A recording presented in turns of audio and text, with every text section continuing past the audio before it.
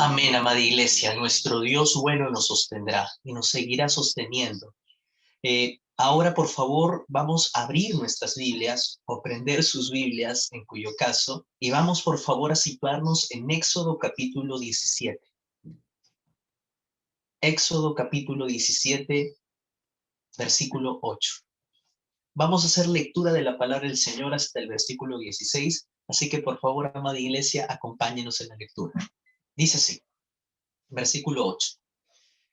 Entonces vino Amelec y peleó contra Israel en Refidim.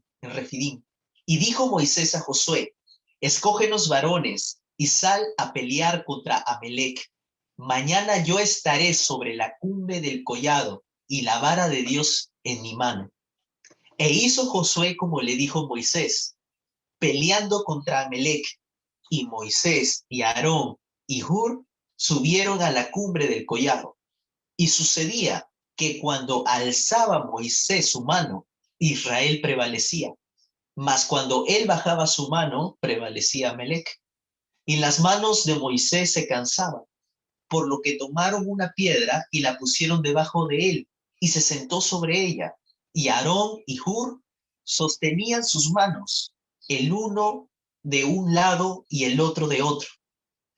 Así hubo en sus manos firmeza hasta que se puso el sol. Y Josué deshizo a Amelec y su pueblo a filo de espada. Y Jehová dijo a Moisés, escribe esto para memoria en un libro, y di a Josué que raeré de todo la memoria de Amelec debajo del cielo. Y Moisés edificó un altar, y llamó su nombre Jehová Nisi. Y dijo, por cuanto la mano de Amelec se levantó contra el trono de Jehová, Jehová tendrá guerra con Amelec de generación en generación. Amén. Gracias, hermano Guillermo. Muy buenos días, queridos hermanos. Una vez más, un abrazo fraterno para cada uno de los hermanos de las diferentes zonas, de la zona 1, la zona 4, nuestros hermanos de la Alianza en Pamplona. Un gran y cordial abrazo para todos y cada una de sus familias. Siempre orando por cada uno de ustedes, junto con mi esposa cada día, pidiendo incansablemente todo lo que ustedes han escrito y que leí ahí, ¿no? Gracia, el favor de Dios, la misericordia del Señor, todo lo que ustedes han mencionado, cada día estamos pidiendo por cada uno de ustedes. Estamos entrando en esta mañana, para los que, no sé, recién se conectan o recién están captando la figura, ya no estamos en reglas para cruzar nuestro Mar Rojo porque ya lo cruzamos. Estamos en pleno desierto como la nación de Israel, estamos ya en reglas para cruzar nuestro desierto. Hoy nos toca ver la tercera regla para cruzar nuestro desierto. ¿Cuál desierto? Se preguntarán algunos. El desierto pandémico en el cual nos encontramos en estos instantes. Solo para refrescar nuestra memoria. Si te bien recordará, la primera regla para cruzar nuestro desierto tenía un alto significado para nosotros porque es entregarle nuestro futuro al Señor confiando en su dirección. Nuestro futuro solo puede estar seguro en las manos del Señor. Razón tenía el salmista cuando dice, mis tiempos están en tus manos. El salmista está pensando en el futuro.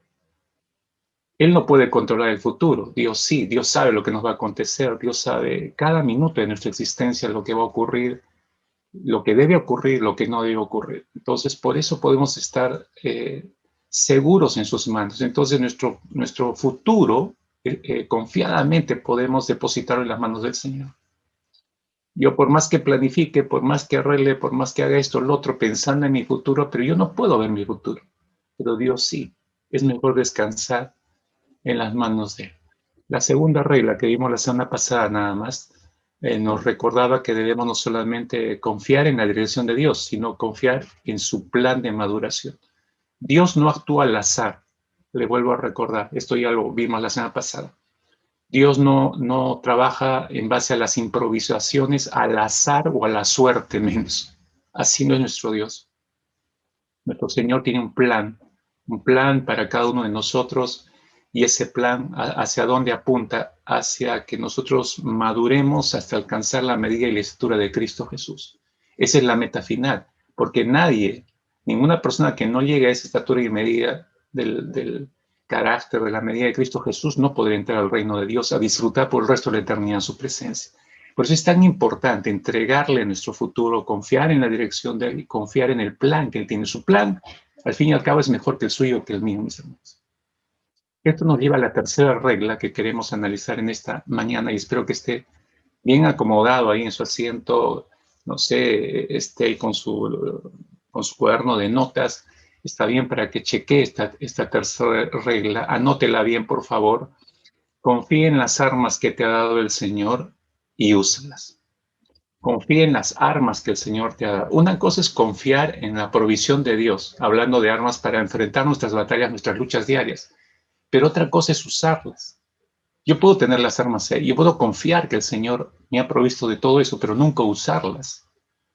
Por eso no solo es confiar en las armas que el Señor nos ha dado, sino hay que usarlas, hermanos. Y yo quiero animarlo en esta mañana a que use armas que probablemente usted no las ve ni por armas, ni tampoco o se ha olvidado de que Dios le ha dado. Y ahí están.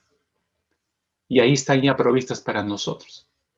Déjenme empezar por este lado con una ilustración. Uno de los generales más valiosos que tuvo el ejército norteamericano fue el famoso general Douglas MacArthur.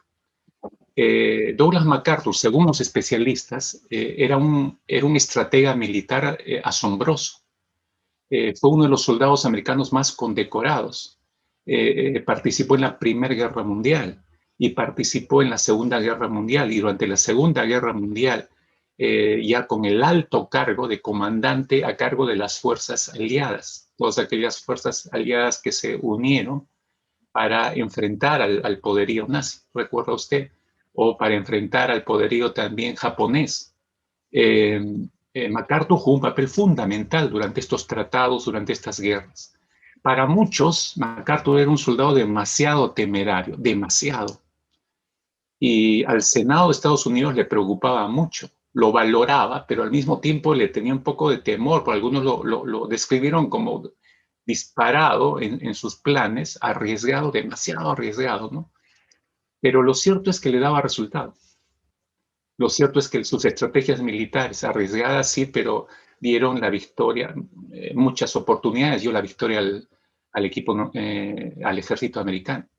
Entonces fue MacArthur quien acuñó esta frase. Él dijo, en la guerra no hay sustituto para la victoria. Este gran estratega militar dijo esto, en la guerra no hay sustituto para la victoria. Y tenía razón, hermanos. Y tenía razón porque la victoria en una guerra solamente se obtiene luchando, no hay otra forma. Debilitar al enemigo no es suficiente en una guerra. Una batalla debe pelearse con la intención de ganar al enemigo, aunque sea un costo muy alto, pero la meta debe ser ganar al enemigo. Si lo ponemos en términos del apóstol Pablo, para no quedarnos con la versión de un humano falible, buen estratega, pero falible y pecador, como MacArthur, si lo ponemos en términos del gran apóstol Pablo, esto sería, ¿no? Efesios capítulo 6, a partir del versículo 10 hacia adelante, el apóstol Pablo lo diría de esta manera. Por lo demás, hermanos míos, fortaleceos en el Señor y en el poder de su fuerza. Chequé el versículo 11, dice, vestíos de toda la armadura de Dios, no dice solo una parte, dice toda la armadura de Dios, ¿para qué? La razón, da la razón, para que podáis estar firmes contra las acechanzas del diablo. Porque no tenemos lucha contra sangre y carne, sino contra principados, potestades, contra los gobernadores de las tinieblas de este siglo, contra huestes espirituales de maldad en las regiones celestes. Por lo tanto, término de conclusión en sus cartas, esa palabra es clave en cada una de las cartas del apóstol Pablo. Está terminando de decir algo apoyado en lo que ha dicho anteriormente. Por lo tanto, insiste, tomad toda la armadura de Dios. Y no solamente es una insistencia, es un mandato, porque esta es palabra revelada de Dios. Tomad toda la armadura de Dios para que podáis resistir en el día malo y habiendo acabado todo, estar firmes. Esa última frase, mis hermanos, si se dan cuenta en el texto, habiendo acabado todo, estar firmes, es una referencia a victoria. Es una clara referencia a victoria final. En otras palabras, lo que Pablo está diciendo es, y habiendo acabado la batalla, habremos salido victoriosos y estaremos firmes. Eso significa, habiendo acabado todo, estar firmes. ¿no? ¿A qué todo se refiere? A la batalla que enfrentamos todos los días aquí en la tierra. Habiendo acabado la batalla, habremos salido victoriosos y estaremos firmes delante del Señor. ¡Qué gran verdad! Pero para llegar a ese punto, hay que tomar toda la armadura del Señor y estar firmes contra las acechanzas del diablo. Hay que tomar toda la armadura de Dios para resistir en el día malo. ¿Y cuál es el día malo? Cuando nos llegue el coronavirus. No, hermanos. El día malo es cuando arrecie el enemigo con sus embates contra nosotros. Y cada vez eso está mucho más fuerte.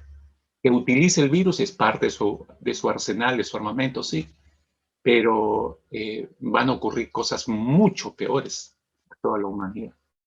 Ahora, cada uno de nosotros, mis hermanos, quizás empalmando con esta experiencia, cada uno de nosotros libramos una batalla constante y diaria. Quizás estemos enfrentando conflictos dentro del núcleo familiar o de repente dentro del ámbito laboral, pero al fin y al cabo es una batalla. O quizás su batalla sea con sus circunstancias o con su estado de salud, o quizás sea una lucha secreta en el alma. A veces esas batallas internas parecería que son batallas pequeñas, pero pueden iniciar, hermanos, escuche con atención, pueden iniciar una serie de tentaciones que lo llevarán a perder una gran batalla en el futuro. Son las pequeñas zorras que dice el Antiguo Testamento que destruyen los embrios. No se les ve, son tan pequeñas, pero pueden hacernos perder una gran batalla en el futuro. Déjenme explicarle con ejemplos. Présteme atención. Miren, ninguna persona, nadie comete un robo a mano armada sin haber comenzado primero con pequeños hurtos. ¿No es cierto? Nadie comete un asesinato sin antes haber alimentado el odio dentro del corazón y paulatinamente eso ha ido creciendo hasta asesinar a una persona. Nadie comete actos inmorales sin haber violado una serie de límites con el tiempo que han ido quebrando no solo comunión con el Señor, sino gobierno propio y lo han llevado a esa persona a los hechos concretos de inmoralidad. Ningún hijo o ninguna hija menosprecia a sus padres en su vejez sin antes haber pequeños actos de deshonra hacia ellos a lo largo de su vida. Son las pequeñas zorras, son las pequeñas, los pequeños pecadillos que luego van llevándonos a cosas mayores. Así es, mis hermanos. Los pecados pequeños, llamémoslos así, cuando no son juzgados, inevitablemente conducen a los más grandes. Cuando hablo de juzgados es, entiendo lo que estoy haciendo, tengo que detener esto antes que crezca. Así que si no podemos discernir, porque le doy el proceso rápido en nuestra mente, si no podemos discernir ese pecado o esos pecados, juzgarlos, confesarlos y en arrepentimiento apartarnos de esos pecados iniciales, entonces lo más probable, mis hermanos, es que viviremos una vida cristiana mordiendo el polvo siempre, sin experimentar las victorias que el salmista dijo, ¿no? Ahí en el Salmo 84, versículo 7, el salmista dijo, irán de poder en poder, verán a Dios en Sion. Irán de poder en poder. Esas son victorias. Repito, si no discernimos, juzgamos, confesamos y en arrepentimiento nos apartamos de esos pecados iniciales, lo más probable es que vamos a tener una vida desdichada como creyentes, mordiendo siempre el polvo y nunca experimentando la victoria del Señor. Por eso estas experiencias cristianas, tristes por cierto, que más tiempo mantienen algunos creyentes, como dijimos, mordiendo el polvo, que estar disfrutando sentados en lugares celestiales con Cristo Jesús, como dice el apóstol Pablo.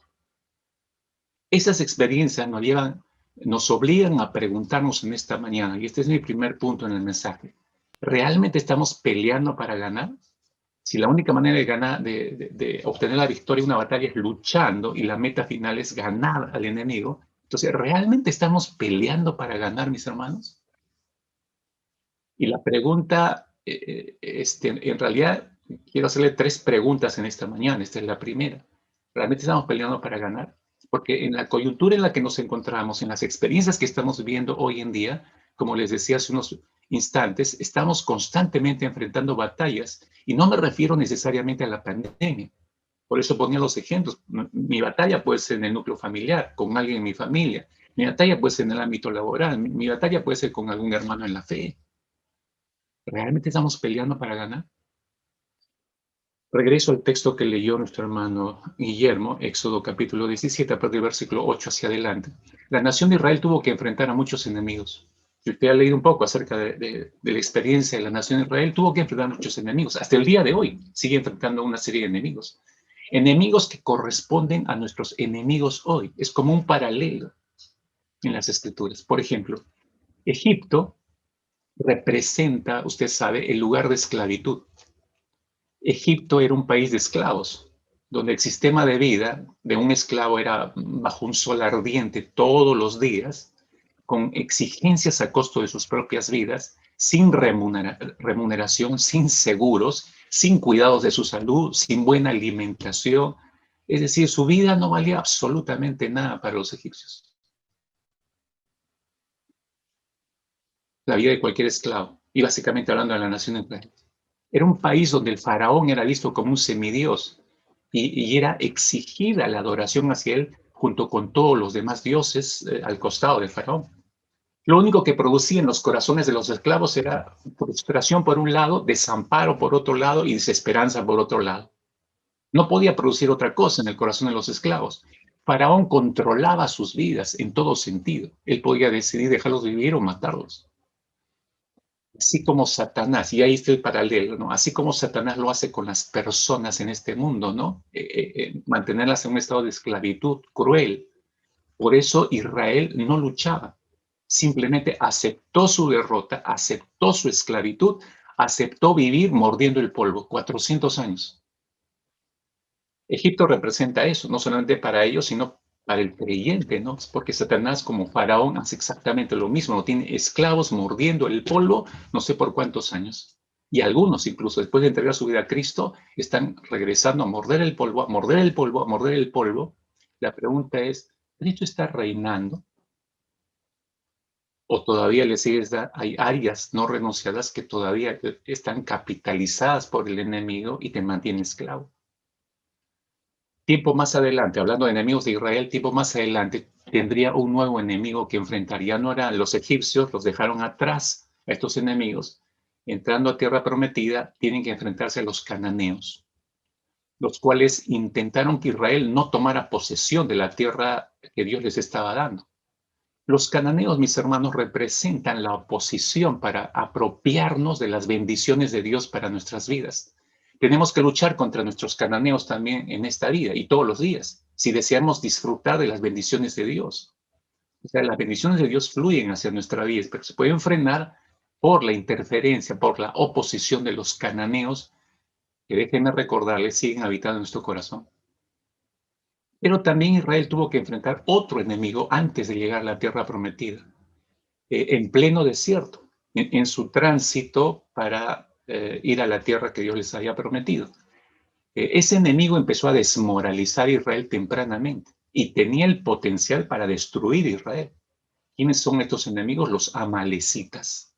Anote bien ahí, los amalecitas, los cuales se interpusieron en el camino de Israel hacia la tierra prometida tempranamente. Este pasaje que estamos leyendo, fíjese, es casi, digamos, un par de meses después de que salieron de Egipto. 2 meses, 2 meses y medio máximo, y ni siquiera habían llegado al monte Sinaí, porque la mente era, recuerde usted, están rebordeando la península sinaítica para ir al extremo sur, al monte Sinaí, para recibir la ley de Dios. O sea, en ese camino, después de haber dejado su último oasis, como fue Elim, es que en mitad de camino, en un sitio llamado Refidim, ahí son atacados. Ahora, ¿vivían cerca los amalecitas de Refidim? No. Si usted toma cualquier mapa del tiempo del Éxodo, usted se va a dar cuenta que los amalecitas estaban más bien situados al sur del actual Israel. En ese tiempo, en esos territorios al sur, casi casi pegado al Mar Muerto, estaban todos los territorios de Edom o de Esaú. Edom son los parientes de Esaú. Junto a Edom estaban los territorios amalecitas. Desde ahí se enteraron que Israel estaba camino a la península sinaítica y se adelantaron para atacarlos ahí. ¿Por qué se tomaron esa molestia, hermanos? Dentro de un momento lo va a entender, porque como que no tiene sentido. O sea, ¿qué les importa que Israel esté a kilómetros de ellos, no? Y además, ¿cómo sabían que se estaban dirigiendo a tierra de ellos? ¿Y por qué atacarles, no? Además, hay mucho espacio para vivir todos juntos. La pregunta que es, ¿por qué los amalecitas no querían que Israel llegara a tierra prometida? Esa es una interesante pregunta que la vamos a entender más adelante. Pero ahí están estos enemigos atacando a la nación de Israel antes de llegar a tierra prometida. Y eso es lo que representan en la vida de los creyentes, haciendo el paralelo. Todo lo que se nos interpone en nuestro camino hacia la gloria de Dios, hacia la morada celestial, hacia las bodas del Cordero, todo lo que se interpone, representan los amalecitas para nosotros. Así que igual, hermanos, en todo nuestro transitar en este desierto pandémico, espere usted a los amalecitas. Usted no sabe en qué momento van a atacar. Israel no sabía. De pronto se presentaron simplemente. Según lo que leemos en el texto, Amalek salió al encuentro de Israel en Refidim. Ahí en el versículo 8, donde empezó a leer nuestro hermano Guillermo, ¿no? Dice, entonces vino Amalek. De pronto aparece. Vino Amalek y peleó contra Israel en Refidim. Esta era la primera batalla que Israel tenía después de haber salido de Egipto. Este era, digamos, un gran escollo, era otra gran prueba que se le presentaba, un nuevo examen de fe para Israel, que debía aprobar, superar para ver el cumplimiento de la promesa de Dios más adelante. Esto implicaba que Israel tenía que enfrentar a este enemigo, no lo tenía que evadir, tenía que enfrentarlo. Un enemigo experimentado en las guerras, experimentado en batallas, a diferencia de Israel que no tenía ninguna experiencia en el campo de batalla, esclavos que acababan de salir, 2 meses y medio de la esclavitud. ¿Qué les quedaba? Lo único que tenían, hermanos, debían tener confianza en que Dios les daría una victoria. Era la única manera de enfrentar esa batalla, no tenían otra.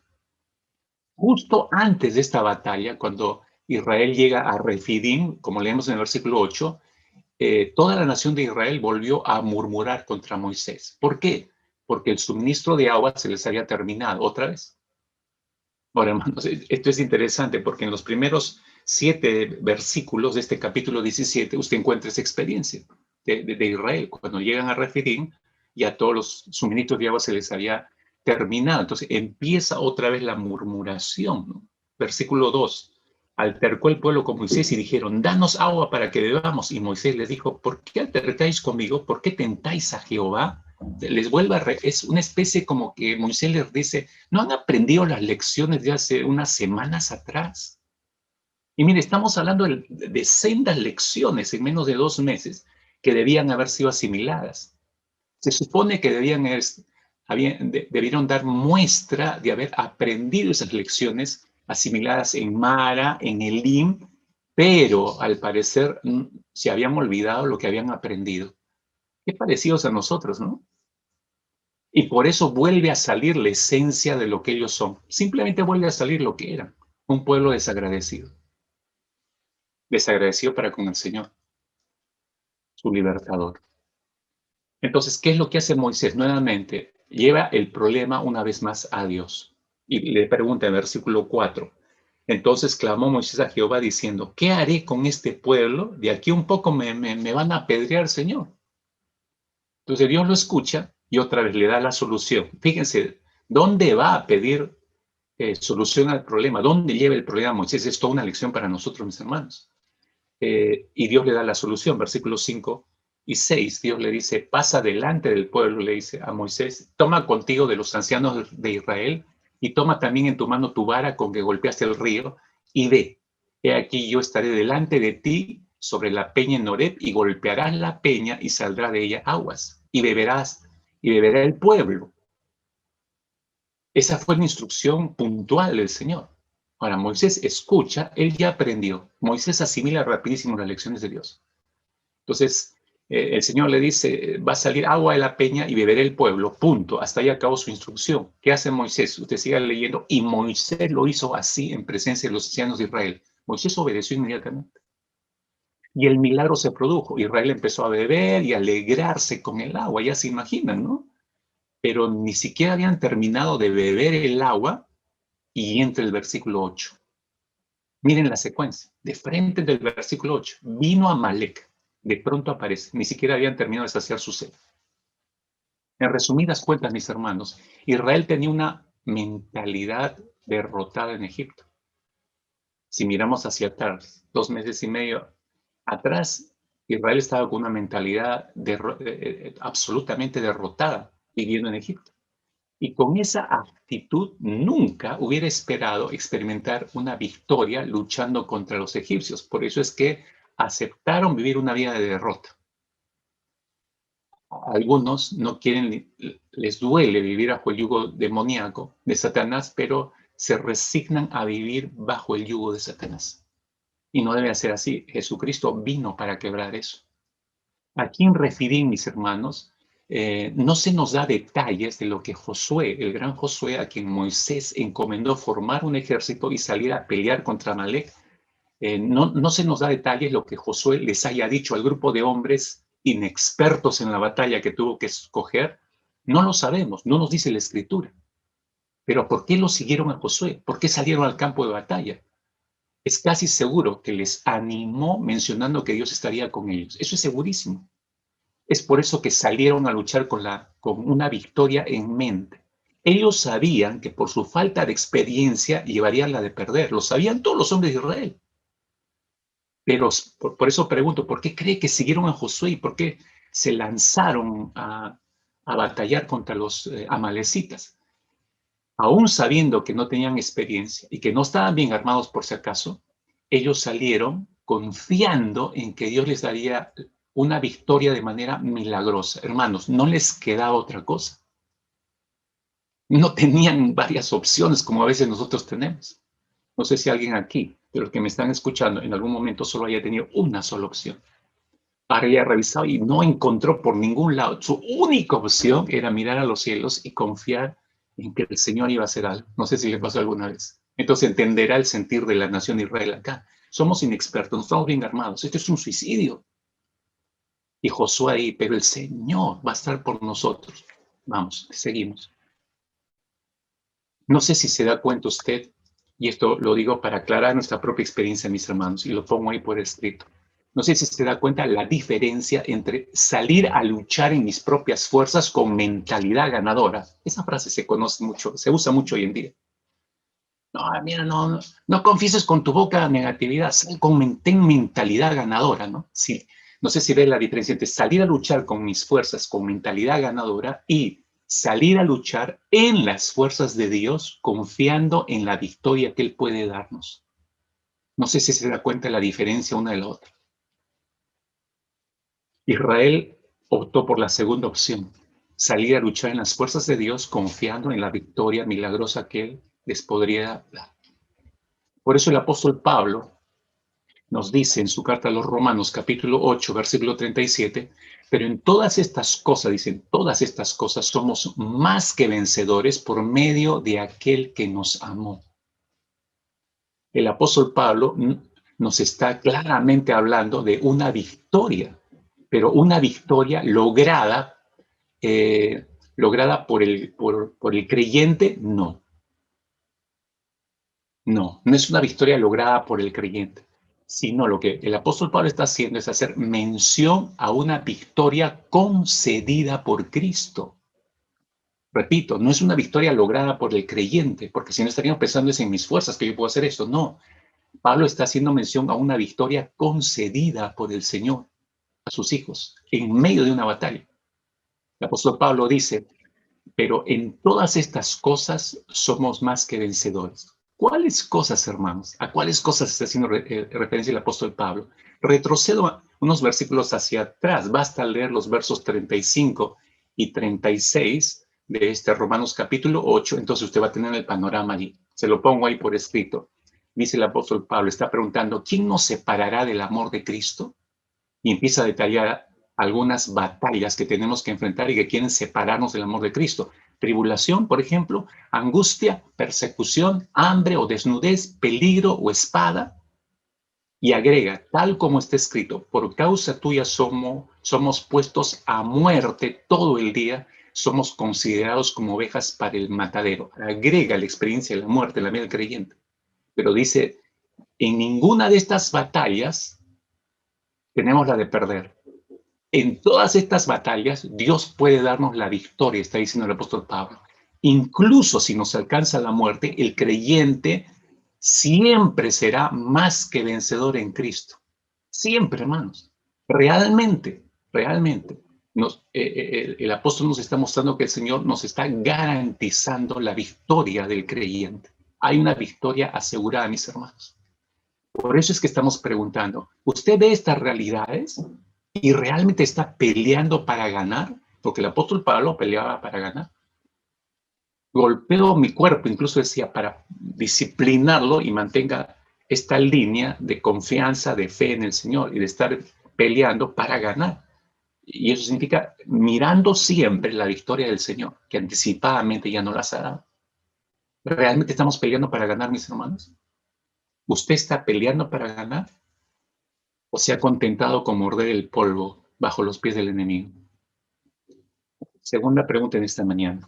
¿Verdaderamente conocemos a nuestro enemigo? Recuerde que una de las reglas para cruzar el Mar Rojo es no un ojo al enemigo, pero siempre estar mirando al autor y consumador de la fe. ¿Se acuerda de esa regla? Entonces, ¿verdaderamente conocemos a nuestro enemigo? Si un ojo hay que estar en el enemigo, no solamente para mirarlo. Lo observo porque lo conozco. Conozco sus estratagemas. Conozco lo que probablemente podría hacer, ¿no? Y en esto hay bastante información en las escrituras. El jueves, curiosamente, viendo la experiencia sufriente de Job, toqué un punto describiendo cómo opera el enemigo. Si no se está conectando los jueves para esta serie de reflexiones en los sufrimientos de Job y en nuestro sufrimiento, valdría la pena que lo piense dos veces y se conecte. Ahora, ¿verdaderamente conocemos a nuestro enemigo? Déjeme responder esta pregunta. Necesitamos entender quiénes eran los amalecitas. Yo le decía, ¿por qué estaban tan interesados en frenar al pueblo de Israel? ¿Quiénes eran los amalecitas? La nación de Israel sabía quiénes eran los amalecitas. Me refiero a esta generación que en Refidim los recibió y luchó contra ellos. Ellos sabían quiénes eran los amalecitas. Y aclaro el panorama para que entienda ahora los intereses de los amalecitas. Los amalecitas eran descendientes de Esaú. Sí, Esaú, el hijo de Jacob. El hijo de Isaac, hermano de Jacob, Esaú, aquel que vendió su primogenitura por un plato de lentejas, ¿se acuerdan? Recordarán que Esaú y Jacob fueron gemelos destinados al conflicto. Antes de nacer incluso, en plena gestación, su mamá, Rebeca, le fue profetizado. Génesis capítulo 25, versículo 23, Dios le dijo, el mayor servirá al menor, antes que naciera. El mayor servirá al menor. El Señor ya le mostró esta realidad a Rebeca como mamá. Años más tarde, mis hermanos, Esaú, quien se dedicaba a la caza, llegó del campo totalmente cansado, hambriento. Su hermano Jacob estaba preparando un potaje y le dijo, dame de la comida porque si no me voy a morir de hambre. Entonces Jacob astutamente le negocia el plato de lentejas por la primogenitura. Y Esaú cede, le da la primogenitura a su hermano a cambio de un plato de lentejas. ¿En qué consistía la primogenitura que Esaú despreció o minimizó para entregársela de esa manera a su hermano menor? Aclaro esto para los que no entienden este asunto de la primogenitura en esos tiempos. Era una bendición importantísima para el hijo mayor. Era la promesa, mis hermanos, que a través de Abraham, el padre de la fe y todos sus descendientes, y de él descendía Isaac, el papá de Esaú, ¿no? La promesa que a través de Abraham y sus descendientes, todas las familias de la tierra serían benditas. Dios le había prometido eso a Abraham. De esta descendencia provendría el Mesías Salvador. porque de esa descendencia vendría el linaje de David y de ahí vendría el Salvador, que reconciliaría a los hombres con Dios, y así se produciría la bendición de las familias, de todas las familias de la tierra. Y esa bendición se sigue efectivizando hasta nuestros días. Ahora, eso significaba el tener la primogenitura, es decir, el hijo mayor valoraba muchísimo eso, pero al parecer este hijo mayor la minimizó y la despreció. ¿Por qué? Entendamos un poco la mentalidad de Saúl. Es probable, mis hermanos, voy a mencionar esto, es probable que Saúl viera esta promesa demasiado lejana o hasta imposible de cumplirse. Eso que a través de mi primogenitura va, de mi estirpe, de mi linaje, se va a levantar un Mesías, un Salvador. Uy, lo veía tan lejano Saúl. Y no lo valoró. Lo pudo haber pensado, pero no lo valoró para atesorarlo, para cuidar esa primogenitura, que se haya dicho, qué tremenda bendición que Dios me hizo nacer primogénito, qué tremenda bendición que yo sea el primogénito, el poseedor de esa primogenitura. No, no se dijo eso, Saúl. Probablemente creció más ocupado en sus cosas y no le dio el valor debido a la primogenitura. Además, en ese momento en que él pasa esta experiencia, Saúl estaba súper hambriento. Y eso inclina la balanza interior hacia saciar primero su necesidad. Primogenitura. ¿Qué primogenitura ni 8 cuartos? Primero está mi estómago. Lo estoy diciendo bruscamente porque así ocurrió en la mente de Saúl. No le importa lo que Dios haya dicho. Por eso no le ayudaba el pensar en la primogenitura a largo plazo, no le ayudaba a su estómago vacío de Saúl en ese instante. Él solo deseaba comer, saciar su necesidad. Esaú era un hombre práctico. Escuchen, Esaú era un hombre práctico, un hombre de acción, era un hombre que lo quería ahora. No, ya, habla menos y hagamos más. Dime qué hay que hacer, qué hago. De ese tipo. El presente, mis hermanos, que le traía satisfacción, el presente de Saúl, era más importante que un futuro invisible que le traía bendición. Este hombre vivía por su presente nada más. ¿Cuántos hay que viven solo por el presente? Nosotros, en cierta manera, tenemos esa primogenitura.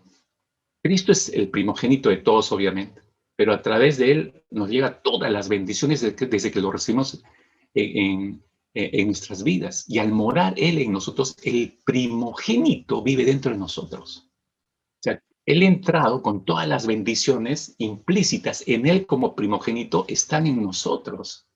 Si no valoramos eso, podemos desperdiciar cada día de nuestra vida, viviendo para nuestro presente, pero no viviendo para ese futuro invisible que trae una bendición mayor, hermanos. Esaú creyó que tenía todo lo que necesitaba para su vida presente y que no necesitaba nada más. Y por eso no le interesaba lo que trajera el futuro. Por eso en su presente de satisfacciones personales y carnales no tenía cabida la primogenitura dada por Dios. Por eso la menospreció. Esaú creyó que era amo de su destino. Escuchen. Esaú creyó que era amo de su destino. Equivocado que estaba. Esaú vivió, le voy a poner este paralelo, porque es algo mundialmente conocido y que sigue inspirando, lo digo con tristeza, sigue inspirando mal a mucha gente. Esaú vivió, como dijo William Henley. William Henley fue un poeta de un par de siglos atrás inglés. Él escribió este poema llamado Invicto. Algunos van a recordar no todo el poema, solamente la última parte. Él escribió y dijo, en la noche que me envuelve, negra como un pozo insondable, le doy gracias a los dioses que pudieran existir por mi alma inconquistable. En las garras de las circunstancias no he gemido ni he llorado. Bajo los golpes del destino, mi cabeza ensangrentada jamás se ha postrado. Más allá de este lugar de ira y llantos, acecha la oscuridad con su horror. Y sin embargo, la amenaza de los años me halla, y me halla sin temor. No importa cuán estrecho sea el camino, ni cuántos castigos lleve a mi espalda. Soy el amo de mi destino, soy el capitán de mi alma. No sé si alguno ahí estará diciendo, ¡ay, qué bonito! Oiga, este poema respira humanismo al 200%, orgullo al 1000%. Le explico un poco. ¿Quién fue William Henley? Él murió de los 50 y pico años. Desde los 12 años sufrió mucho a través de muchas enfermedades. A los 13 años le amputaron una pierna por causa de una enfermedad que tuvo. Todo el resto de su vida vivió luchando entre enfermedad. En una oportunidad estuvo como 3 años metido en un hospital. Es decir, enfermedad tras enfermedad. Aún a pesar de eso, él luchó contra todo esto en base a qué? En base a su orgullo como hombre. Yo me lo imagino alguna vez tirado en la cama diciendo, esto no me va a vencer, esto no me va a vencer, esto no me va a vencer. Es como cuando fui a visitar hace muchos años a un hermano mío creyente. Se quebró la columna, entonces estaba enyesado desde el cuello hasta el abdomen. Y lo primero que me dijo cuando yo fui a verlo creyente, yo tomé la mano y le dije, hola amigo, y me dijo, no te preocupes, yo de esta salgo pronto. Cuando yo le escuché esta frase me dio temor, porque escuché al ser humano, ni siquiera mencionó a Dios para nada. Yo de esta salgo. Esa era la política, esa era la cosmovisión de William Henley. Yo de esta salgo, y de esta salgo, y de esta salgo. Y cada enfermedad le enfrentó, y cada enfermedad lo hería en su orgullo, pero no se dejaba vencer él nuevamente. Por eso dice, mi alma inconquistable. Hermanos, no podemos vivir así. Hasta que Cristo conquiste nuestras almas, hermanos, tenemos una vida miserable, descansando solamente en nuestras fuerzas, ¿no? En las garras de las circunstancias, no he gemido ni he llorado. Ese es el orgulloso. No voy a darle gusto a nadie que me vea llorar, voy a seguir luchando. Ese es orgullo, hermanos. Nosotros no tenemos ninguna vergüenza, los hijos de Dios, de quebrarnos, llorar y decir, me siento débil, necesito socorro, Señor. Bajo los golpes del destino, mi cabeza ensangrentada jamás se ha postrado. Las nuestras sí. Porque reconocemos que llegamos a un límite. Porque reconocemos que tenemos temores, miedos. Porque si no fuera por el Señor, no habríamos sobrevivido un solo segundo sobre esta tierra. No importa cuán estrecho sea mi camino, ni cuántos castigos lleguen a mi espalda. ¿Soy el amo de mi destino? No, hermanos, no somos los amos de nuestro destino. Decir que somos los amos de nuestro destino y el capitán de nuestra alma, entonces, si eso es cierto, no necesitamos al Señor. Porque la traducción del Señor es Kyrios, y Kyrios significa amo, soberano, dueño. Dueño. Si que soy amo de mi destino, estás mal. Entonces el salmista está loco cuando dijo, mis tiempos están en tus manos. Oye, ¿qué estás diciendo? No, si tú eres el amo de tu destino, tú eres el capitán de tu alma. No, yo renuncié hace mucho a eso. Yo le entregué en las manos del Señor. Mi destino, mi alma está en sus manos. Mis tiempos están en sus manos. Esa es la forma correcta como ver la vida. William Henley vivió y murió bajo esa cosmovisión muy particular, lleno de orgullo, obviamente, luchando él solo. No necesitó a Dios para nada. El impulso, mis hermanos, escúchenme, el impulso y la autogratificación inmediata de Esaú no solo nos muestra un hombre gobernado por sus apetitos carnales, que eso es clarísimo, sino nos muestra, anote, su rebeldía.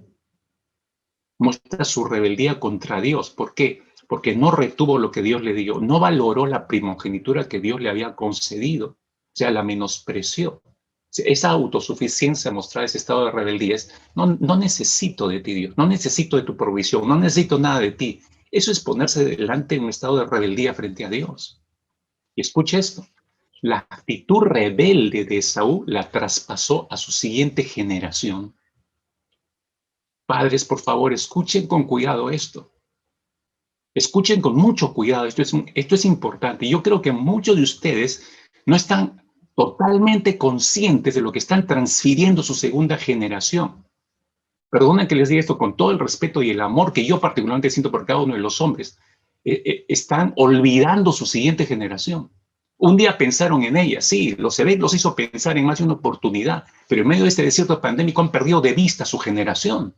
No es solamente que vivan con ellos dentro de una casa, no solamente que les den alimento, que se preocupen porque tengan su tablet para que hagan sus clases en el colegio. No, es mucho más que eso lo que Dios ha puesto sobre sus hombros. Esaú se equivocó terriblemente, vivió para su presente. Y esa actitud rebelde contra Dios la traspasó a su siguiente generación, porque estaba siendo ejemplo para sus hijos. Génesis capítulo 36, versículo 12, nos muestra ese traspaso. Ahora le explico, esta tabla pequeña le va a ayudar a ver este asunto. El primogénito de Esaú, porque Esaú tuvo una esposa, pero tuvo concubinas, ¿no? Ahí está, usted ve Judith, Ada, Aholibama, Basemat. Y con 3 de ellas tuvo hijos. Pero esta es la línea, específicamente con Ada. Esaú tuvo su primogénito, que le puso por nombre Elifaz. Ese fue el primogénito de Esaú. Elifaz tuvo una concubina que se llamó Timna y tuvo dos hijos, un hombre y una mujer. A la mujer le puso Timna, igual que la mamá, pero a su primogénito, Elifaz, el primogénito de Elifaz, le puso por nombre Amalek. Ese fue el padre de los amalecitas. Fueron ellos los que atacaron a Israel acá en Refidim. No sé si está empezando a hilar ya en la historia aquí. Esta es la razón, mis hermanos, por la cual los amalecitas ni le temían a Dios y por otro lado odiaban a Israel. Los amalecitas sabían bien quién era Israel. Escucharon que habían salido de la esclavitud. ¿Dónde más podían? Y dijeron, van a regresar. Estos que a nuestros ancestros les robó la primogenitura, los descendientes del ladrón de la primogenitura. ¿Y usted? ¿Quién les traspasó ese odio? ¿Quién les traspasó esa rebeldía? ¿Quién les traspasó el no perdón? Esaú. Era toda su generación. Por eso querían destruir a Israel. Hermanos míos, Amalek representa todo aquel que eleva la carne por encima del espíritu. Amalek simboliza la actitud de resistencia que presenta la carne o el hombre carnal frente al obrar del Espíritu Santo sobre nuestras vidas. Mientras que el Espíritu Santo busca llevarnos a una mayor comunión con Dios. Amalek quiere más bien destruir esa comunión. Amalek o nuestras actitudes carnales pretenderán siempre, hermanos, siempre van a pretender bloquear nuestro camino hacia esa comunión íntima con Dios. Así como Amalek quiso impedir que Israel siguiera el camino a la tierra prometida. ¿Qué estrategia utilizó Amalek? Porque eso nos interesa, estamos conociendo a nuestro enemigo interior. Muchos años después, en este pasaje de Éxodo 17, no nos dice la estrategia que utilizó Amalek, pero muchos años después, cuando hace remembranza de esta batalla Moisés, hace un comentario de esta batalla que nos es útil para entender la estrategia que en ese momento utilizó Amalek. Y para eso tenemos que ir a Deuteronomio, capítulo 25, Deuteronomio, capítulo 25, versículos 17 y 18.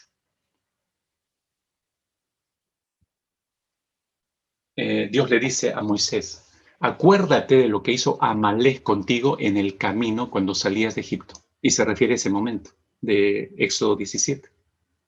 De cómo te salió al encuentro en el camino y te desbarató. Esta es la estrategia que utilizó. Te desbarató la retaguardia de todos los débiles que iban detrás de ti, cuando tú estabas cansado y trabajado y no tuvo ningún temor de Dios. Miren la estrategia que utilizó. Démonos cuenta, mis hermanos, Amalek no solo representa a la actitud carnal que batalla contra nuestro espíritu, como decía hace un instante, sino que también representa la actitud demoníaca, hermanos, porque así ataca a Satanás contra los hijos de Dios. Observe cómo atacó a Amalek. De repente, de improviso, Satanás no te anuncia, no te manda una tarjeta, no te manda un mensaje de WhatsApp. Hoy ya te voy a atacar. ¿No es cierto? De repente, no hubo advertencias de cuándo atacaría a Amalek. Igual lo hace Satanás. Pero también el ataque, si se dan cuenta de Amalek, fue en la retaguardia, por la retaguardia de Israel, y se fijó bien cuáles eran los puntos débiles. Ahí le cayó. Igual que Satanás. No creas, mi querido hermano, mi querida hermana, no creas que Él no tiene nuestra hoja de vida. Satanás conoce perfectamente nuestro pasado y nuestro presente. No puede ver nuestro futuro. Puede hacer proyecciones, pero Él actúa en base a nuestro pasado y nuestro futuro. Él sabe perfectamente dónde están nuestros puntos débiles. Espere ser atacado ahí. Espere ser atacado ahí. Esas son las áreas donde más se debe fortalecer nuestras vidas delante del Señor. Y esa es parte de la estrategia para contrarrestar los ataques del enemigo. Satanás usa siempre la misma estrategia. Nadie se despierta, mis hermanos, escuchen. Nadie se despierta de pronto, hoy día, nadie se despierta y dice, hoy voy a robar en mi trabajo. Nadie se despierta pensando eso. O nadie se despierta y dice, bueno, hoy voy a fornicar, dice algún joven o alguna chica. O hoy voy a desobedecer a Dios, se despierta con ese pensamiento. No, nadie se despierta con ese primer pensamiento. Va desarrollándose mientras vamos abriendo puertas hacia la tentación. La tentación no se anuncia, de pronto nos golpea en el alma, en el espíritu, y allí está Satanás buscando desbaratar, buscando sabotear tu proceso de santificación, buscando detener la comunión diaria que debemos tener con nuestro Señor a través de nuestros devocionales, buscando bloquear tu camino para que no alcances la bendición de Dios para ese día, para el día de hoy. Ese es el trabajo de Satanás. Debemos estar listos, por eso, mis hermanos, para esos ataques sorpresivos, ¿no? Es posible que se presenten, y voy a decir esto como parte de nuestra estrategia, por favor, tengan mucho cuidado.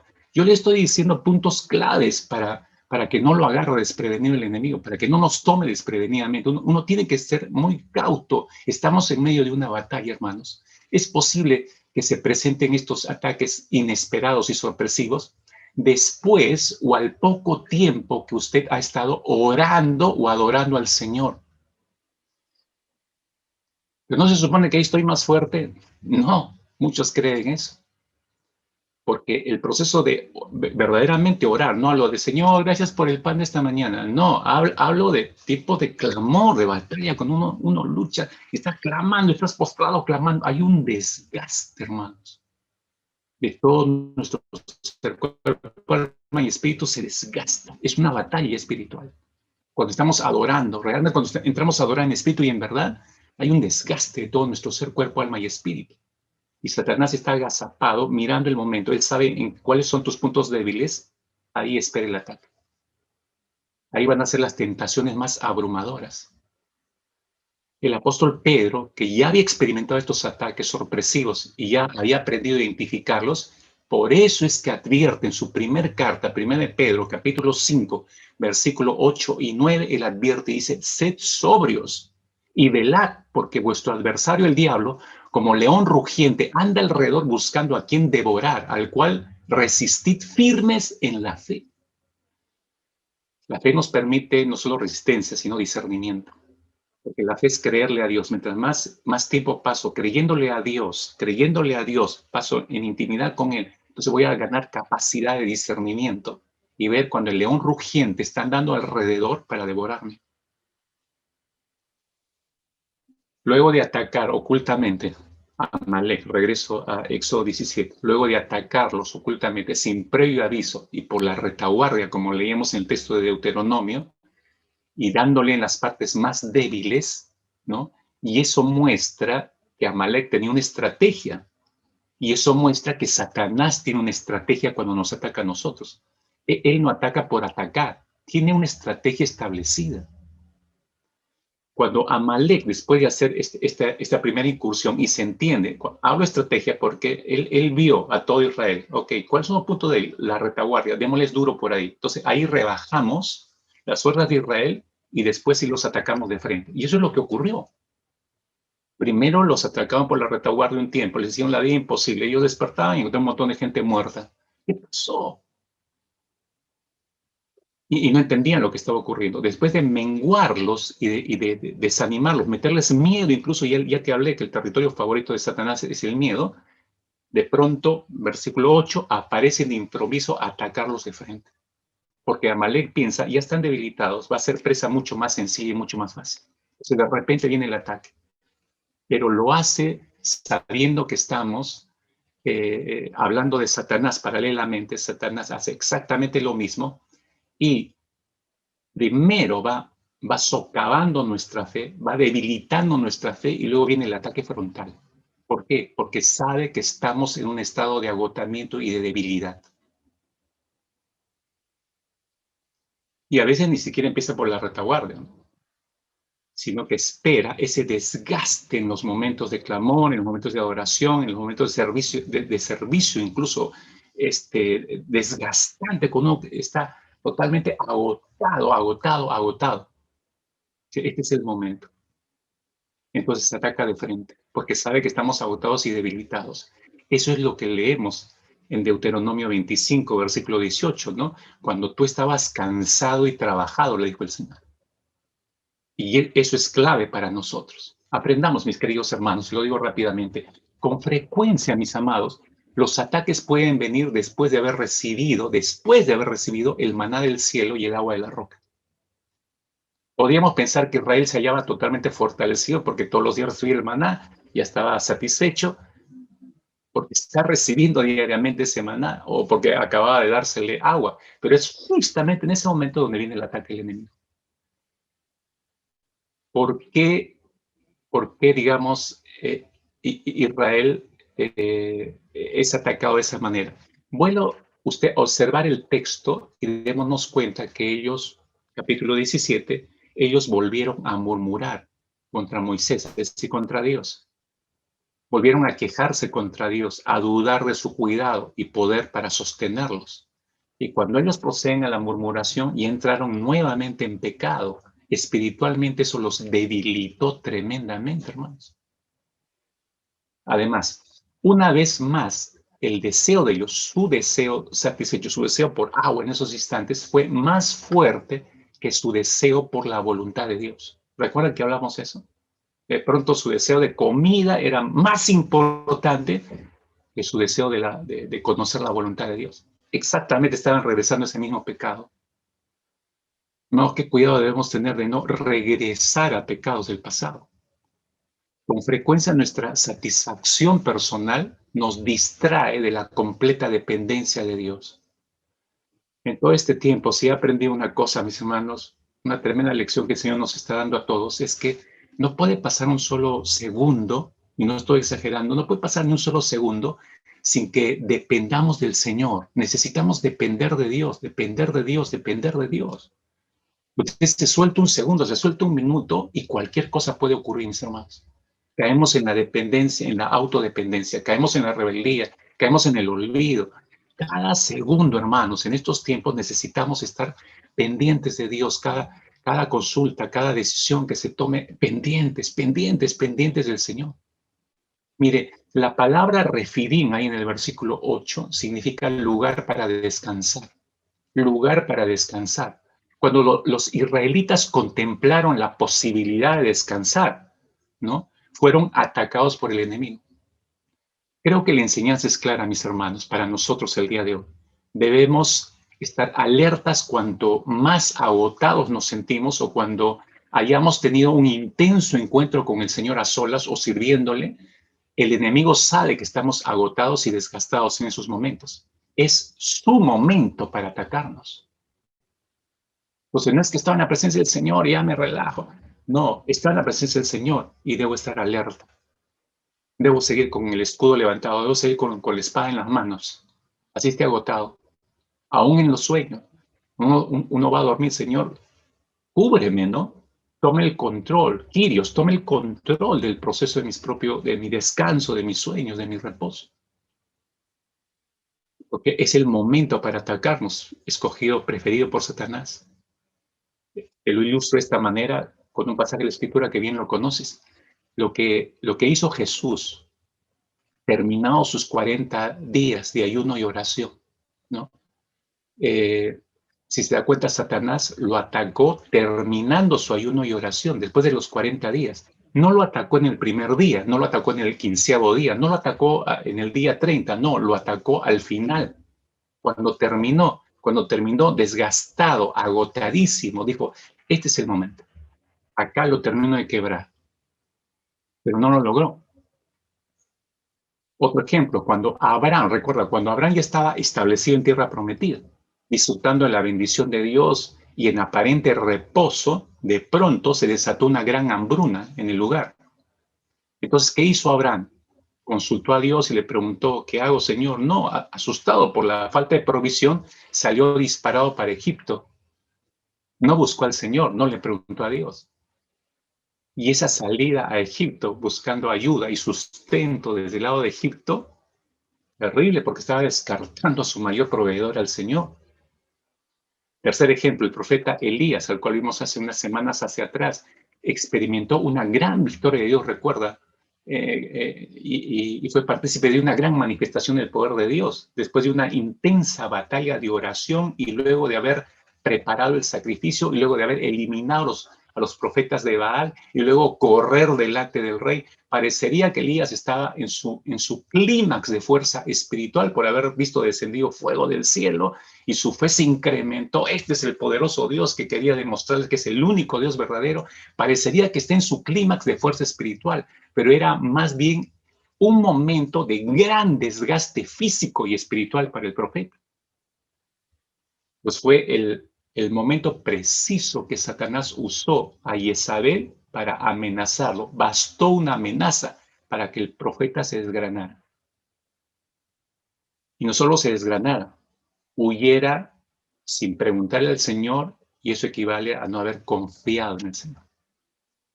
Así que tengamos mucho cuidado, mis hermanos, en los tiempos de desgaste. Mañana podría ser tu día, hermano. Mañana podría ser tu día, hermano. De pronto, un dardo encendido del enemigo, de Satanás, se va a clavar en tu mente.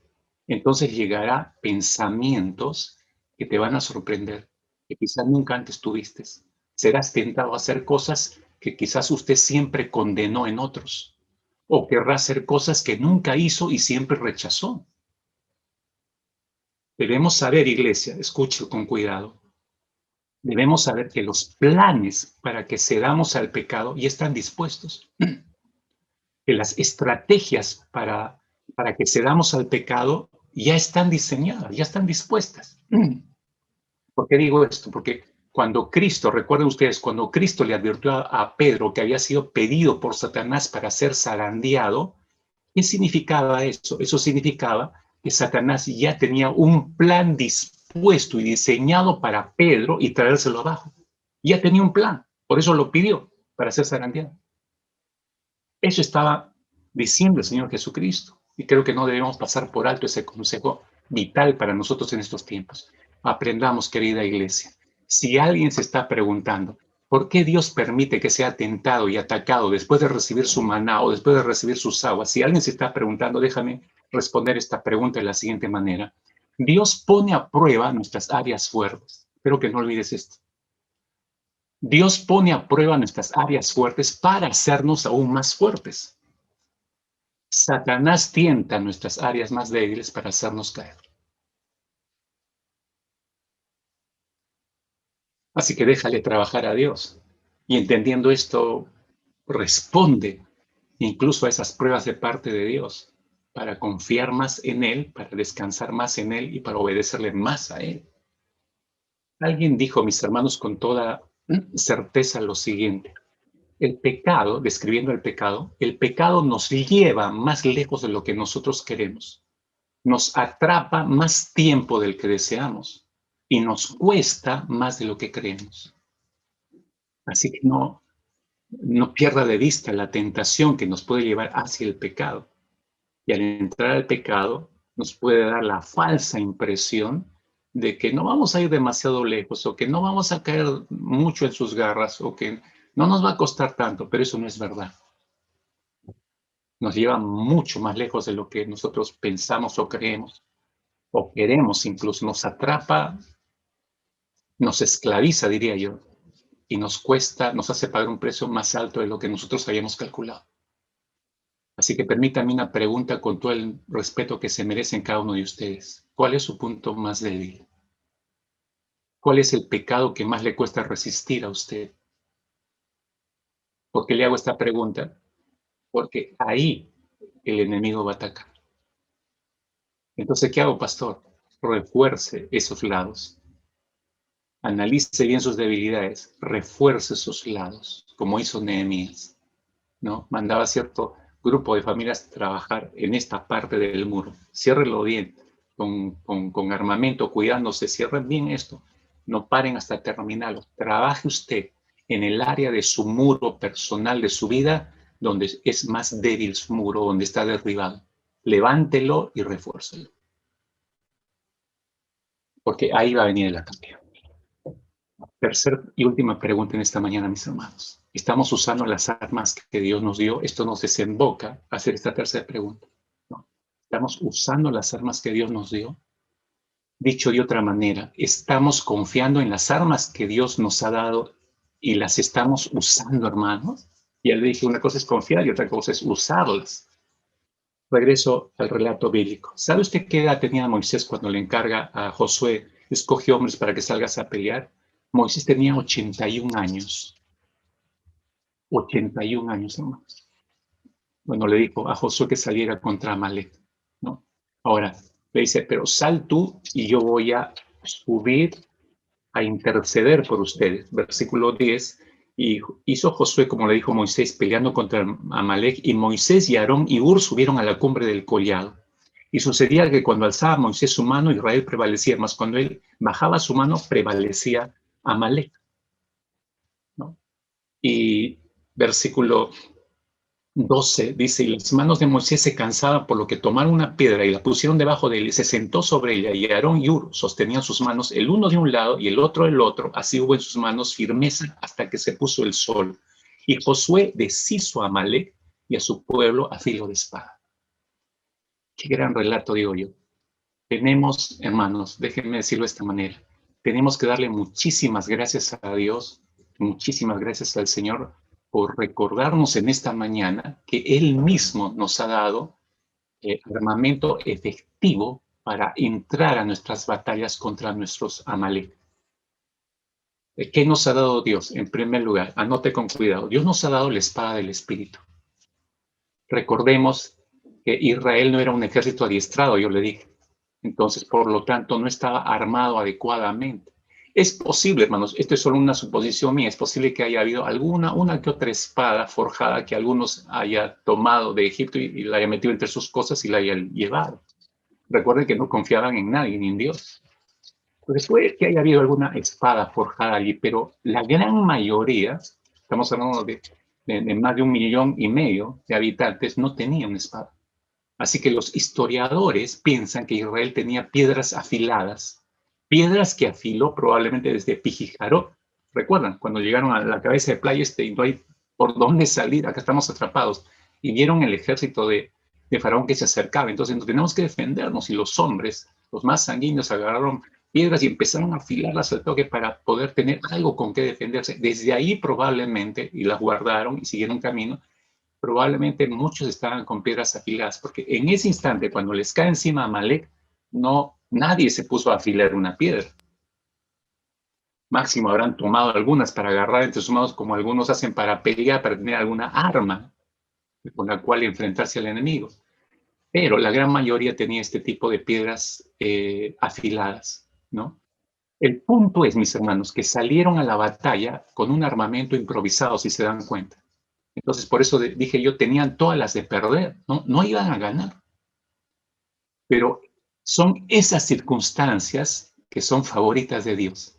Y son favoritas de Dios porque en esos momentos, cuando ya no existe la menor probabilidad de victoria, de obtener algo, Dios se glorifica. Porque es la intervención al 100% solamente de Dios. Depende solamente de Dios. Ahí se glorifica el Señor.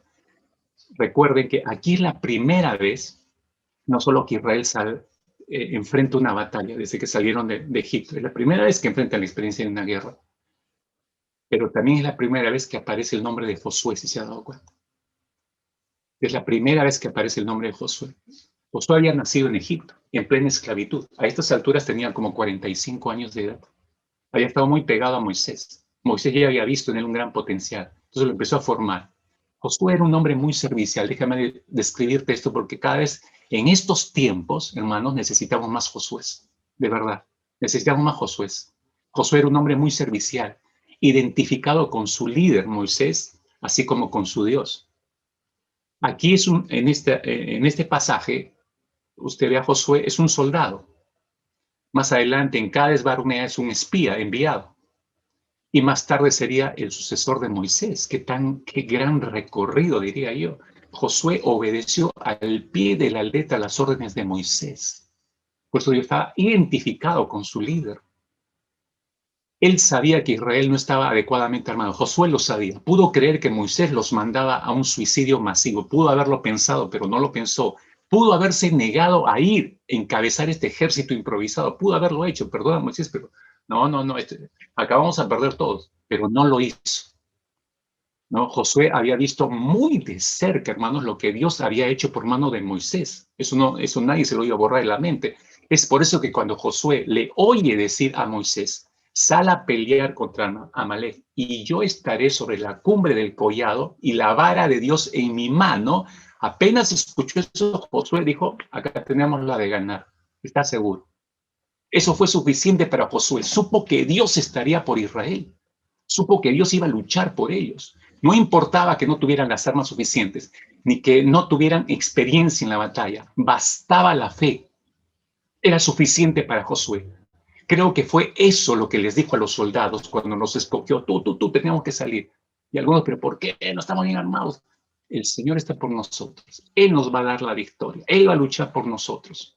Nuestro líder Moisés va a estar en alto clamando por nosotros. Mírenlo, ya está subiendo. Va a estar por nosotros. Eso los inspiró a todos ellos. Ellos creyeron a la palabra de Josué y pusieron su fe en Jehová de los ejércitos. Y por eso salieron. Necesitamos más Josué en estos tiempos, hermanos. Muchos más Josué en estos tiempos.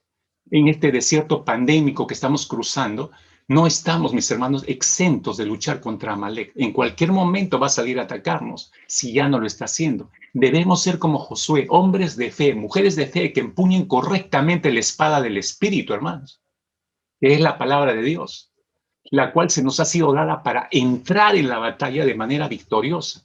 Hombres y mujeres de fe que sepan cómo empuñar esta espada, porque no se puede luchar en el valle sin espada, hermanos. Josué no hubiera salido sin un arma en sus manos. Es por eso que cuando el apóstol Pablo le recuerda a la iglesia de Éfeso que se encuentran en medio de una batalla espiritual tremenda, les dice claramente el apóstol Pablo ahí en Efesios capítulo 6, le dice, nuestra lucha no es contra carne ni sangre, sino contra principados, potestades, gobernadores de las tinieblas, contra huestes espirituales de maldad. Por lo tanto, toma toda la armadura de Dios y tomando el yelmo de la salvación y la espada del Espíritu, que es la palabra de Dios.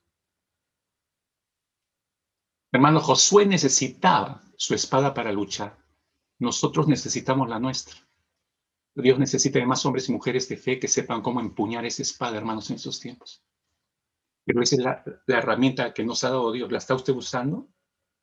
La segunda herramienta es la oración. Claramente la podemos ver en el texto. Moisés levantaba sus manos en actitud de oración. Ese verso 11 sucedía cuando alzaba Moisés su mano. Dice el salmista en el Salmo 63, versículo 4, esto para aclarar este asunto de levantar manos. El salmista dice, así te bendeciré en mi vida, en tu nombre alzaré mis manos. Y el apóstol Pablo le dijo a Timoteo en su primer carta, quiero pues que los hombres oren en todo lugar levantando manos santas sin ira ni contienda. Entonces, ¿qué significa que Moisés levantara sus manos? Moisés levantaba manos para interceder, mis hermanos. Estaba ahí arriba en el collado mientras Josué estaba en el valle luchando. Moisés estaba intercediendo. Escúcheme, estaba conectando a través de su clamor, estaba conectando delante de Dios. El valle donde estaba luchando Israel, estaba conectándolo con los cielos, con el reino de Dios. Qué gran labor la de Moisés, hermanos. Iglesia, si usted no se ha dado cuenta, cada jueves o cada día de cada semana, cuando los jóvenes, las damas, los hombres se reúnen para clamar a Dios en diferentes horarios a lo largo de toda la semana, estamos conectando este valle en el cual estamos batallando. Estamos conectando este valle, no contra el coronavirus, sino contra huestes espirituales de maldad que están buscando robar, matar, destruir nuestras familias, matrimonios, hijos, iglesia. Cada vez que empezamos a clamar, estamos conectando este valle con los cielos. Estamos conectando este valle con la misma presencia del que está sentado en el trono y el que tiene todo el poder en sus manos y el control. Por eso es tan importante, hermanos míos, que cada soldado del ejército de Dios, si usted se considera un soldado del ejército de Dios, tome la espada del Espíritu y la oración. Porque la oración de una persona, la oración de un creyente o la carencia de esa oración puede aumentar o disminuir el impacto espiritual de una congregación. Hoy no tengo ganas de entrar al jueves porque he venido muy cansado del trabajo. La carencia de una oración de alguien que es parte de un cuerpo de una iglesia puede aumentar o disminuir el impacto espiritual de una congregación. Espero que no lo olvide, hermano. Recordemos que mientras estamos en este valle terrenal, se desarrollaba una de las más grandes batallas por el alma de los seres humanos. Le estoy trayendo, recuerdo, hace 2000 años atrás. En este valle terrenal donde vivimos, se estaba desarrollando una de las más grandes batallas por el alma de todos los seres humanos. Cristo Jesús estuvo en el huerto de Getsemaní entrando en ese fragor de esa batalla por ti y por mí. Jesús batalló en oración para que prevaleciera la voluntad del Padre, para que nuestras almas no perecieran en el infierno. Fue una dura batalla para Jesús que hizo que nuestro Señor sudara como gotas de sangre, dice la Escritura. Fue tan dura la batalla que tuvo que descender un ángel para sostener a Jesús en medio de esa batalla. Entonces no podemos ver simplemente como el rinconcito del jueves, los que quieran y los que pueden, vengan a orar, los de la iglesia. No. Vuelvo a repetir, la presencia o la ausencia, la oración de una persona, de un creyente, o la carencia de esa oración puede aumentar o disminuir el impacto espiritual de una congregación, hermanos, y más en estos días. Mis hermanos, abramos los ojos a este tremendo campo de batalla. No miremos con desprecio, no miremos con autosuficiencia la conexión que se nos ha mandado realizar a la iglesia de Cristo Jesús en este valle con los cielos. Por eso existe, mis hermanos, el mandamiento dado por el Señor, orad sin cesar. El mandamiento está allí. Eso significa batallar sin cesar en este valle. Batallar sin cesar en este valle. Batallar sin cesar en este valle. Eso significa orad sin cesar. Usemos correctamente esta arma, mis hermanos, que nos ha dado nuestro Señor. ¿Está usando correctamente esta arma? Ahora, yo les suplico en el nombre del Señor, no por asunto de conciencia, y que termine el mensaje y diga como algunos, pastor, me ha dado con palo. No, dígale, gracias Dios, tú seas glorificado. Corrijo eso, este mismo jueves lo corrijo. En la semana lo corrijo entrando a mi grupo de jóvenes para orar, cuando están orando los jóvenes, las damas, los hombres, el retomar que no sea por 1, 2, 3 semanas hasta que el remordimiento ceda y usted regrese a su patrón. No, arrepiéntase. Porque si no, no va a sostener la oración, ni a solas, ni con los grupos. Arrepiéntase, mi hermano, mi hermana, primeramente, de que no esté entrando en el fragor de la batalla, que no ha tomado esto en serio, que está violando este mandamiento, orad sin cesar. Arrepiéntase. Termino, compañeros de batalla, la tercer arma que el Señor nos ha dado. Dios nos ha dado compañeros de batalla.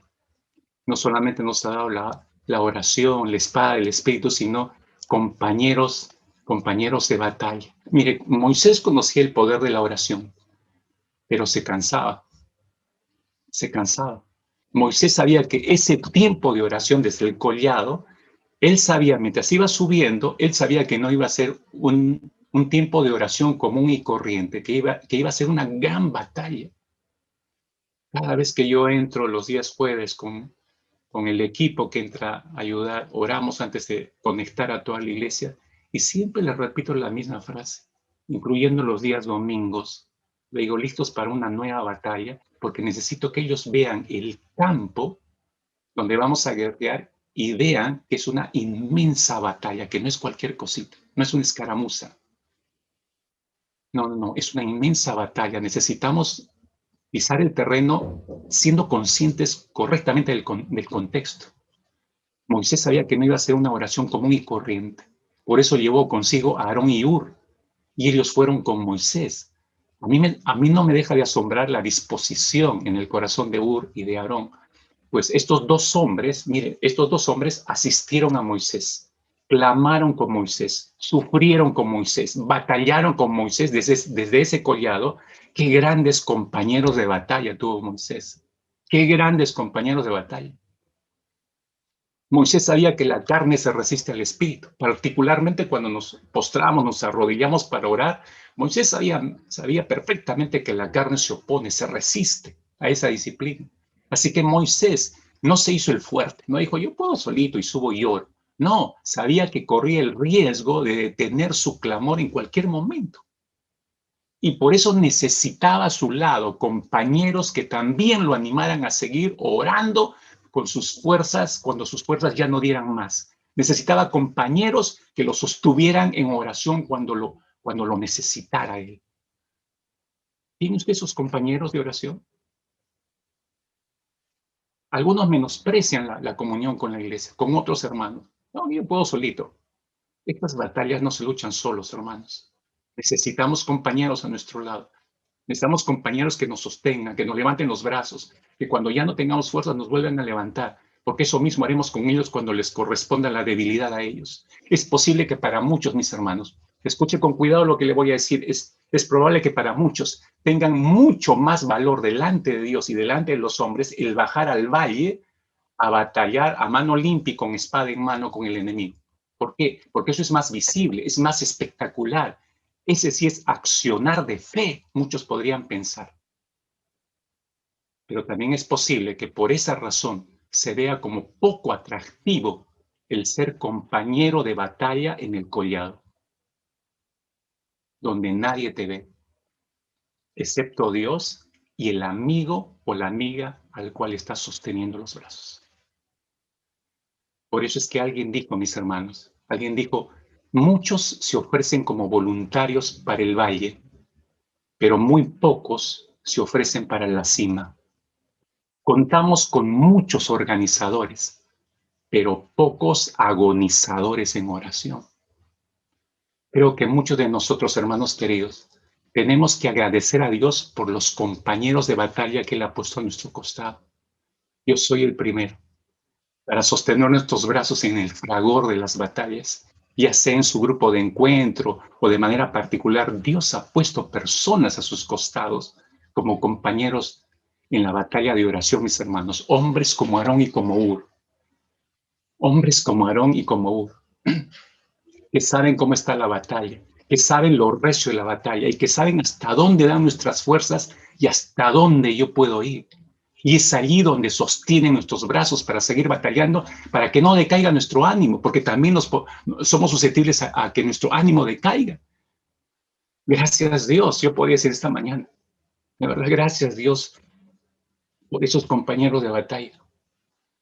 Como diría el cantautor Marcos Vidal, y me voy a tomar la libertad de tomar sus palabras. No son muchos, pero Dios los puso ahí, un poquito más cercanos.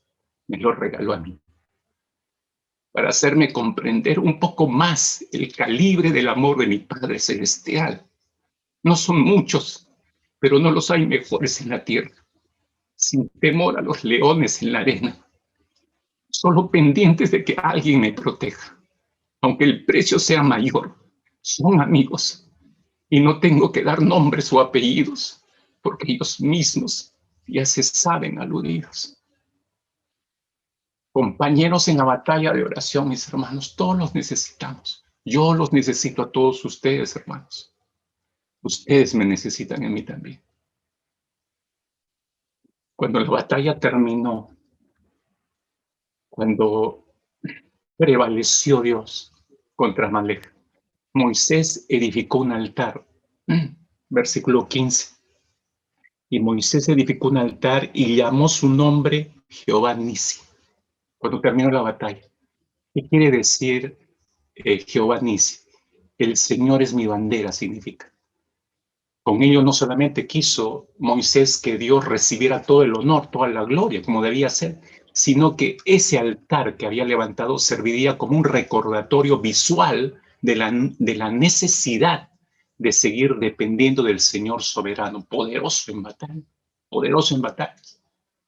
En lo alto, se dice, en lo alto de las montañas de Liechtenstein, que es una porción de tierra entre Alemania y Suiza, Liechtenstein, en esta pequeña porción de tierra entre Alemania y Suiza, dicen que hay un castillo, un gran castillo con un acceso limitado a la gente.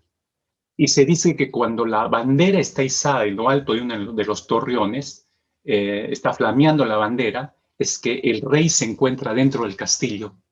Pero cuando no está flameando la bandera y la bandera está abajo, simboliza que el rey no está, la presencia del rey no está. Hermanos, cuando ponemos en alto el estandarte de Dios, afirmamos su presencia en nuestras vidas. ¿Ha visto usted de repente en muchas películas, en batallas de guerra, como siempre hay un hombre que lleva la bandera de su nación en alto, y si cae este hombre, el otro toma la bandera, la tratan de mantener en alto para que todos los soldados vean que está siempre la bandera de su nación en alto? No solo para identificar su nación, sino porque todos los soldados de esa nación se sienten protegidos, coberturados, abrigados por esa nación a la cual están defendiendo. Es decir, la bandera, mis hermanos, es símbolo de protección. Cuando marchamos bajo la bandera de Cristo, sabemos que bajo sus alas estaremos seguros, que Él nos protege, que Él nos sostiene, que Él nos da la victoria. Bajo su bandera tenemos los recursos necesarios para el viaje en este desierto pandémico. Bajo su bandera equivale a decir, como diría el salmista, bajo sus alas estamos seguros. Mire, cuando finalizó la batalla, Moisés recibió con claridad de parte del Señor lo que le esperaba a Amalek por haberlos atacado. Versículo 16. Y dijo, por cuanto la mano de Amalek se levantó contra el trono de Jehová, Jehová tendrá guerra con Amalek de generación en generación. Hoy en día, mis hermanos, Dios sigue, escúchenme, Dios sigue en guerra contra Amalek, o lo que representa. Porque ya le he descrito, representa en nosotros la rebeldía contra Dios. Entonces Dios sigue batallando contra el Amalek que todavía está coleteando en nuestro interior. Escúchenme, sea el área que se rebele contra Dios, debes saber, mi hermano, mi hermana, que debes tomar esa área y dominarla, como hizo Israel, pero no en sus fuerzas, en las fuerzas del Señor. Porque aquello que no conquistemos nos conquistará. Aquello que no conquistemos bajo la bandera del Señor nos conquistará. Mis hermanos, es inevitable hoy, mañana, pasado, cualquier día va a llegar nuestro momento que entremos a nuestro refidim y que tengamos que enfrentar a nuestro enemigo Amalek. Escuche, solamente los que lo enfrenten con la espada del Espíritu, desde el collado de la oración con manos alzadas y con buenos compañeros de batalla, son los que van a ganar la batalla. Le repito, es inevitable que vamos a tener delante de nosotros a nuestro Amalek. Pero ¿quiénes son los que van a tener victoria sobre nuestro Amalek? Solamente los que lo enfrenten con la espada del Espíritu, bien blandeada en las manos, desde el collado de la oración con manos alzadas y con buenos compañeros de batalla a los costados. Esos son los que van a ganar la batalla. ¿Está usted usando las armas que Dios le ha dado? Tremendas, poderosas y preciosas armas que el Señor nos ha alcanzado. Oremos, iglesia, oremos. Oremos ahí todos. Levante su propia oración, por favor, le suplico. No espere que siempre les estemos diciendo que orar. Deje que su espíritu se comunique con el Espíritu de Dios. Señor, y mientras hacemos esto como iglesia, primero queremos, por un lado, darte gracias y por otro lado, pedirte perdón. Pedirte perdón, Señor, porque nos has dado herramientas, instrumentos, armas para luchar, Señor, nuestras batallas. Y a veces no las vemos. A veces la autosuficiencia nos gana, Señor, y peleamos en nuestras fuerzas, enfrentamos con nuestras propias decisiones.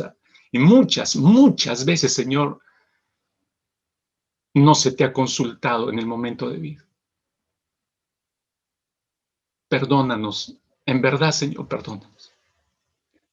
Pero por otro lado, queremos darte gracias. Gracias, Señor, por tu Espíritu. Gracias por la poderosa arma que es tu palabra que has puesto en nuestras manos. Padre, muchas gracias, Señor, por haber puesto, Señor, la oración como parte de la gran armadura que has puesto a nuestra disposición, Señor. Gracias, Señor, por los compañeros de batalla. Gracias, Señor, porque los has puesto ahí para nosotros. Grandes compañeros, compañeras de batalla, Señor. Padre, muchas gracias por esa provisión. Permítenos corregir lo que te estamos pidiendo perdón. Permítenos valorar lo que nos has dado. Permítenos usarlos. En este tiempo necesitamos no solo colocarnos toda tu armadura, Señor, sino necesitamos usarla, Señor, en su totalidad. Enfrentamos a Amalek constantemente, Padre amado, pero ahora gracias por habernos enseñado cómo enfrentarlo y quiénes serán los que tendrán la victoria tuya, Señor. En el nombre precioso de tu Señor Jesucristo, te damos muchas gracias, Padre bueno. Amén.